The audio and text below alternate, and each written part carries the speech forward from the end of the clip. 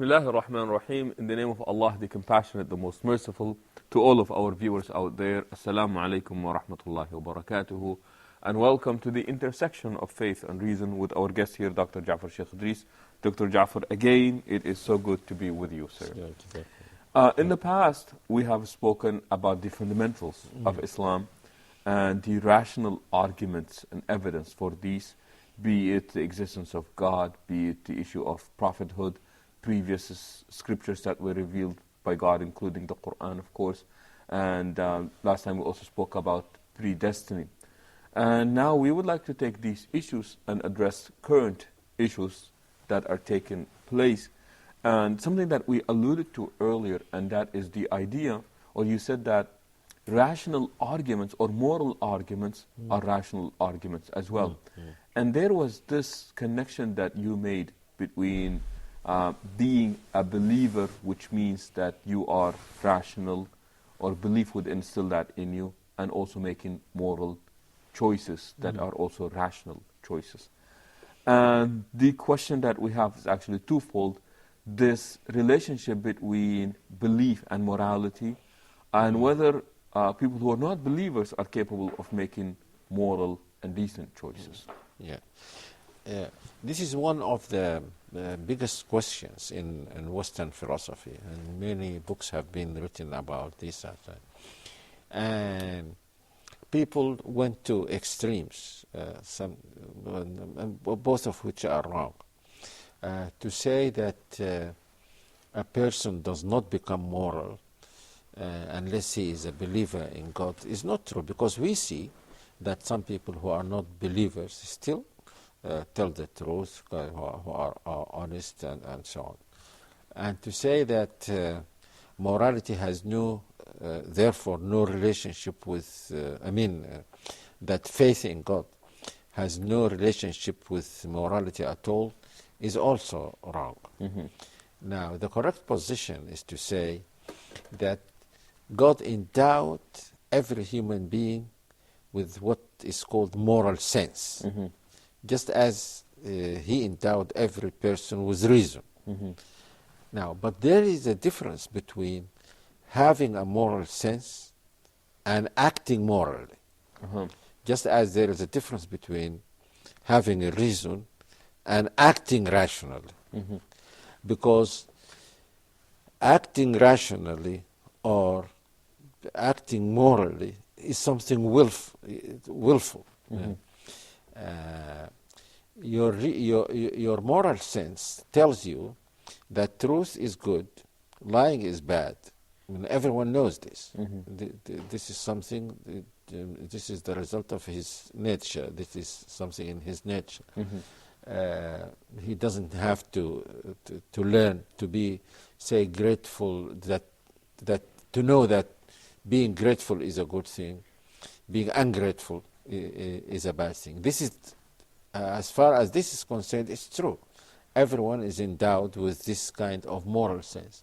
In fact, this moral sense, like reason, are things on which religion is based. If people had no reason at all, they would not have seen the difference between a false prophet and a true prophet. If they had no moral sense at all, they would not see the difference between the good things that the prophet invites them to and the bad things other people invite them to. So there is the point that many people miss is that they don't see the distinction between having a moral sense and actually being moral. What does not need to be for being moral does not need to have belief in God.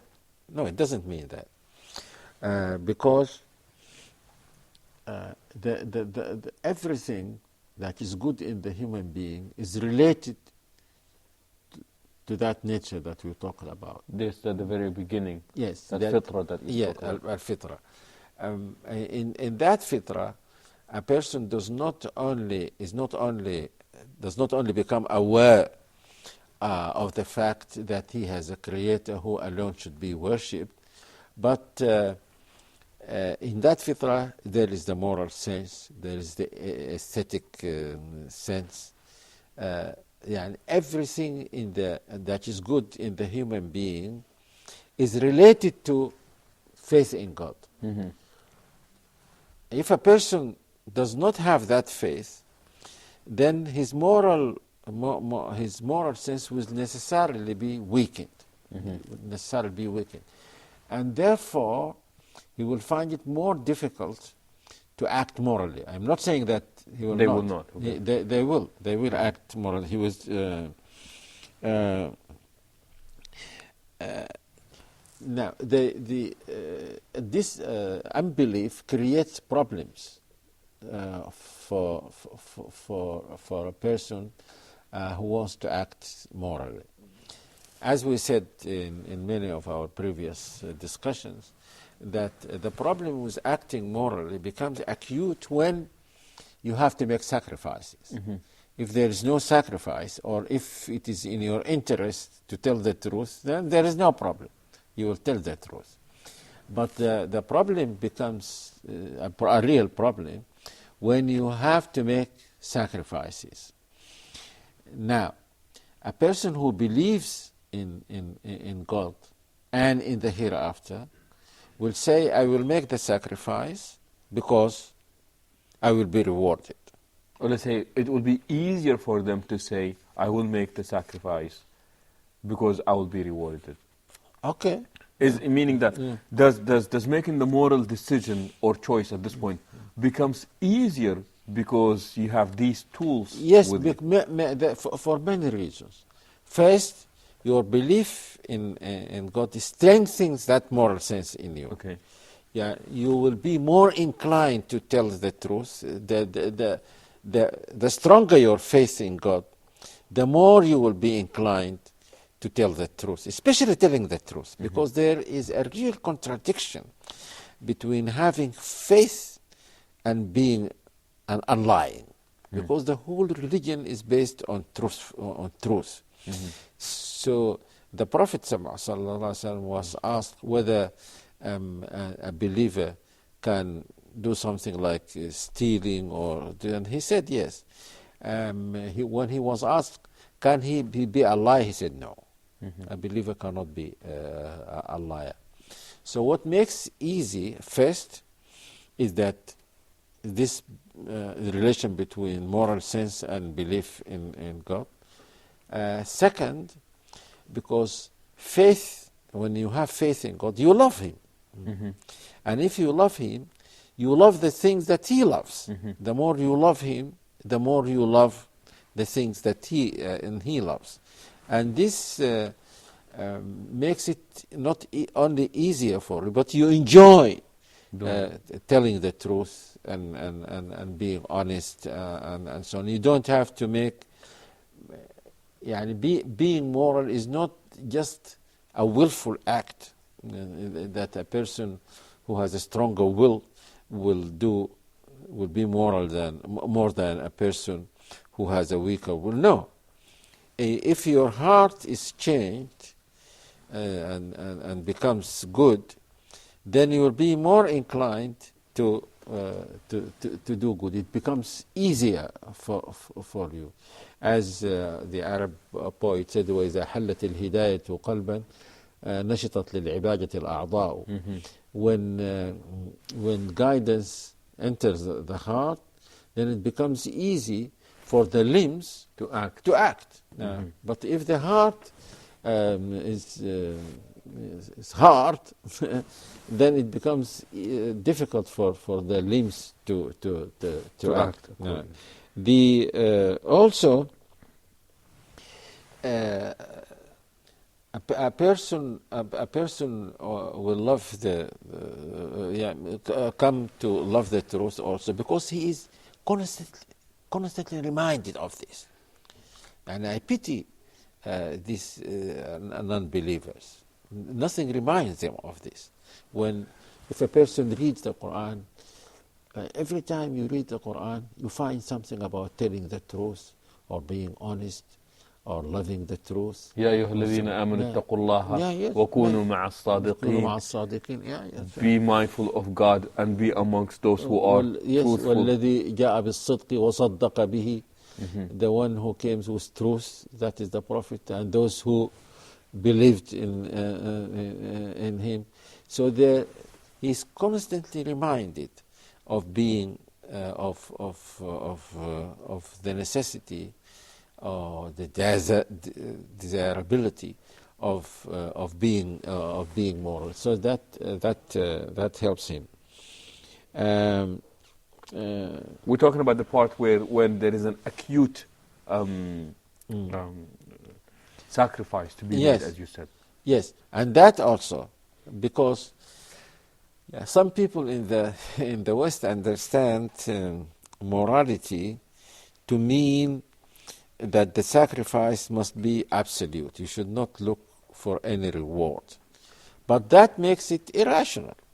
Because when I act in my ordinary daily life, I am always, if I am wise, I will not do something that is useless, from which I don't gain anything. And when I say gain, this is what is proposed when they say absolute sacrifice. Yes. That there is absolutely nothing in it for you. Otherwise, that is not considered to be moral. Yes, but that's what God says. God says in the Quran, "Hal jazā'u al-ihsān illa al-ihsān?" Isn't there a recompense of doing good other than good itself? Yes, there must be a reward. And the first time my attention was drawn to this when I read the verse about Jesus, Isa alayhi salam, that when God asks him whether he invited people to worship him, and he would say no, and so on. And then God says, هذا يوم ينفع الصادقين صدقهم. This is the day when those who tell the truth will benefit from their telling the truth. So there is no contradiction between being moral and benefiting from being moral. In fact, this is as it should be. But the problem for a person who doesn't believe in God or the hereafter is that when he acts morally, he has to act irrationally, because his moral sense will tell him this is good. Tell the truth, even if you have to lose. This is the inner voice tells him this. Now his thinking tells him, no, this is the only life you have. You will be a fool if you make if you make this type of sacrifice. Now he can go either against his inner voice and follow his atheistic belief, and therefore becomes immoral, or he can ignore his ideas and so on and follow his moral senses. And in this sense, he will be acting morally but irrationally, because he will be doing something that is not compatible with his belief. Inshallah, we will return to this question again, the relationship between morality and faith, and whether a believer is capable or an unbeliever is capable of making moral choices or not. So please do stay tuned, and we will return in a second, inshallah.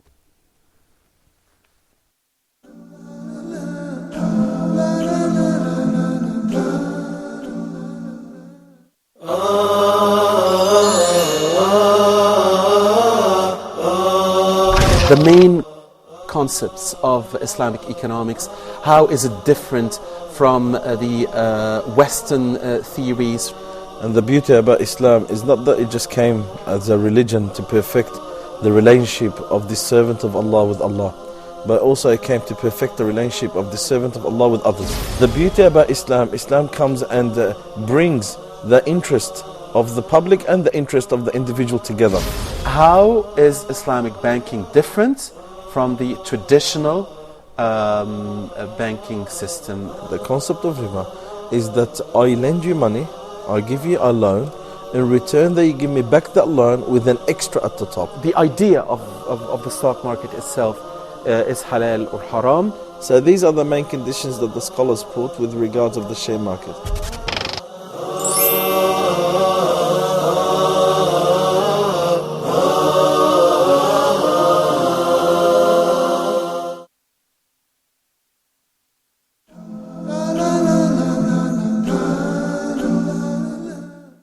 Bismillah ar-Rahman ar-Rahim, and welcome back to the intersection of faith and reason with our guest here, Dr. Sh.Yassir Sheikh Idris. Sheikh, you were talking earlier about this moral sense, or what we would refer to as the moral compass. I am reminded of the prophetic statement where the Prophet ﷺ says, فَذَلِكَ وَاعِظُ اللَّهِ فِي قَلْبِ كُلِّ مُؤْمِنٍ. And this is this urge to act morally. It's almost the conscious, as we would speak about in today's terminology. You're saying that even people, for those who do not believe, God has endowed them with such a thing. Yes. And I don't know whether wise, because it says wise في قلب كل مؤمن. This one is already a believer. So this inner voice becomes strong. But there is no doubt about the fact that because every human being is born in according to the fitrah, as that hadith says, he has this inner voice. Otherwise, people would not have become moral. And we know it. We must admit this, that there are people who are not believers and who tell the truth. For example, you remember that the story of Abu Sufyan and how he refused and abstained, restrained himself from telling a lie. Even though he really wanted to do so. Yes, because he saw that then if he does this, then he would ruin his reputation. Yes, and he will because be held this means that the people, in spite of the fact that they were not believers, especially at that time, they would have thought of him as being an immoral person. And even if in spite of the fact that you would have made the lie for their sake, to defend their position. So this means that, and there's a story about one English philosopher, I think he's called Moore, who was known to be very truthful. I don't know whether he was a believer or not. But to the extent that Bertrand Russell said, I once made him tell a lie. How did you make him tell a lie? He said, I asked him, Mr. Moore, do you always tell the truth? He said, no. And that was a lie. I think it was the truth, because he can't be sure that he's always telling a lie. Okay. So this shows that people are naturally good. Telling lies and being immoral is a deviation from this nature. But there is no doubt about the fact that the more a person takes his unbelief seriously, the less he will be inclined to be moral. Yes, yeah. He will act, but the less he will be inclined. And if this kind of ideas is spread in the society, most people will be inclined to act immorally, and this is what we are seeing now, unfortunately, in the world. Sheikh, is a believer then, by default, a moral person?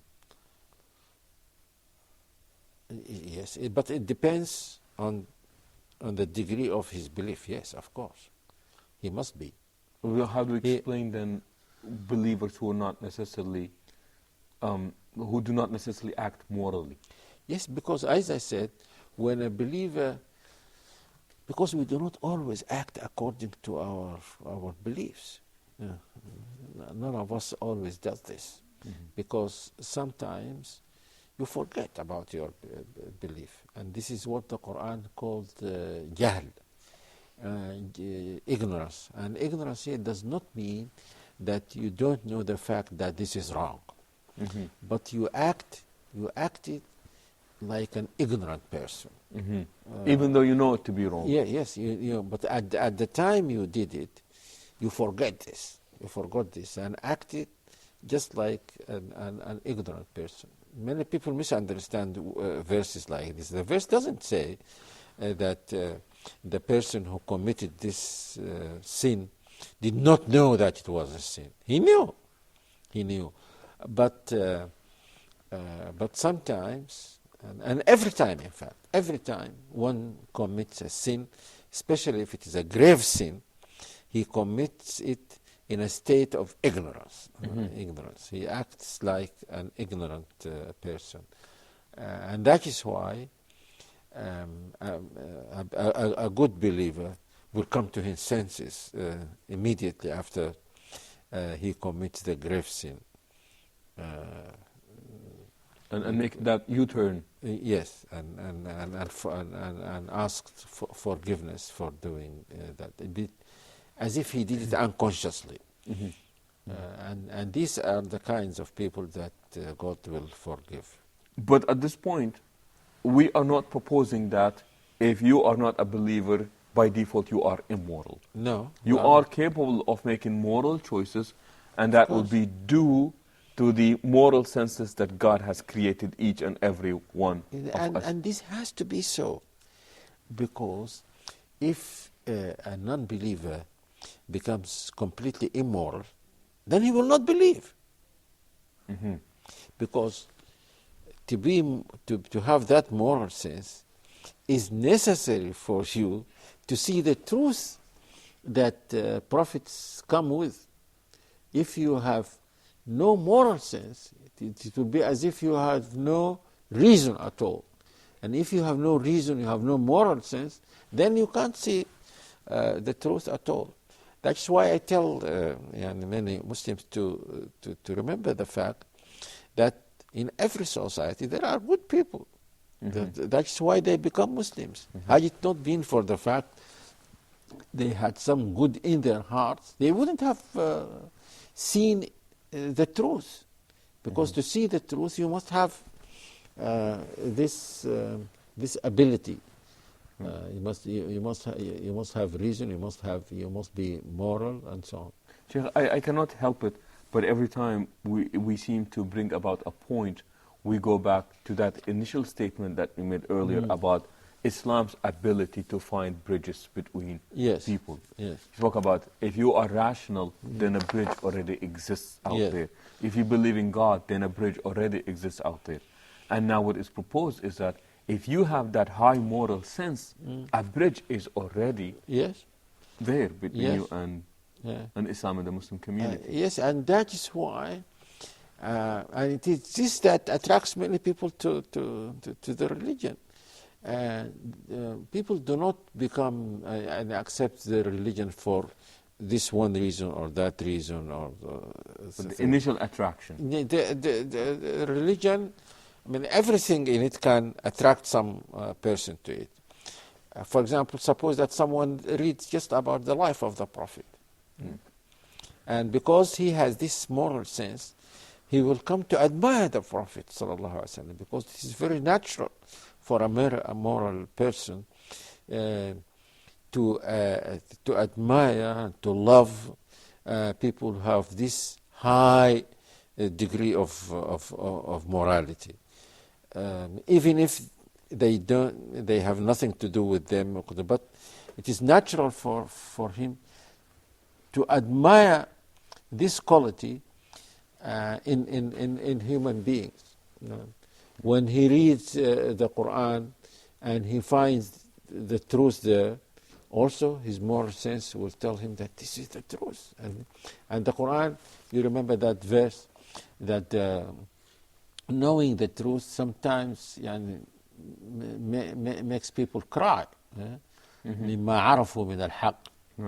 When they hear what the Prophet says, the Quran is talking about some earlier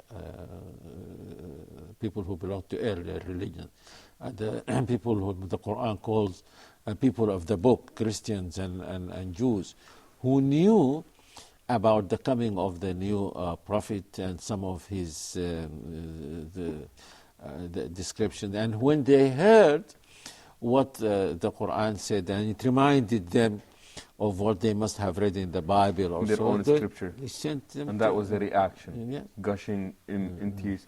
I'm reminded sometimes how the Prophet ﷺ, in a beautiful summary fashion, would make this link between being a believer and being a moral person in statements such as إِنَّمَا بُعِثْتُ لِأُتَمِّمَ مَكَارِمَ الْأَخْلَاقِ. I was only sent so that I may complete the most noble of characters to people. Yes, and remember, and you realize that he said to utammim. Meaning he that didn't say, yes, he didn't say to create this. No. Because people have this sense, be it that natural one or the ones that they inherited from previous revealed scriptures and previously revealed creation or revelation. Dr. Ja'far, as always, it's been a pleasure being with you. With this, we come to the conclusion of this part of this episode, hoping that you would join us next time, inshallah. And with this, we say so long and assalamu alaikum wa rahmatullahi wa barakatuh.